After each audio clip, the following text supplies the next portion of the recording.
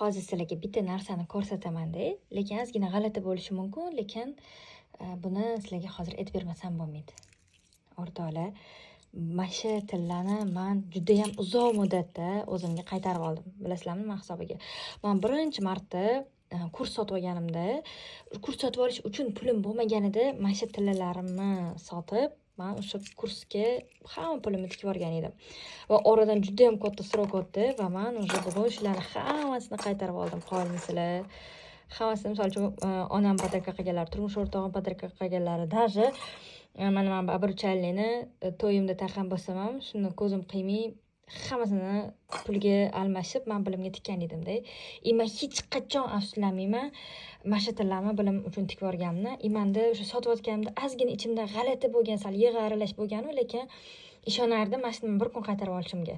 Va men xuddi shu tillarni bugun shu pulini berib qaytarib oldim. O'rtoqlar, lekin o'sha bilim menda shunaqa katta tramplin bo'lgan hayotimda. Haligacha o'sha bilimni ishlataman va hozirgi paytda o'sha bilimni polni o'quvchilarimga ham qo'ylaman. Shuning uchun aytmoqchi bo'lganim, nimadir risk qilayotganda hech qachon qo'rqmanglar. Faqat o'zingizga uverin bo'lishingiz kerak. Mana shu narsani qaytarib uyga olib kelib qo'yaman degan narsa ichingizda bo'lishi kerak. Может, bundan ham zo'ridir. Lekin mana shu narsa menga hech qachon esimdan chiqmaydi. Вообще, hozir sizlarga просто shuni ko'rsatgim keldi-da.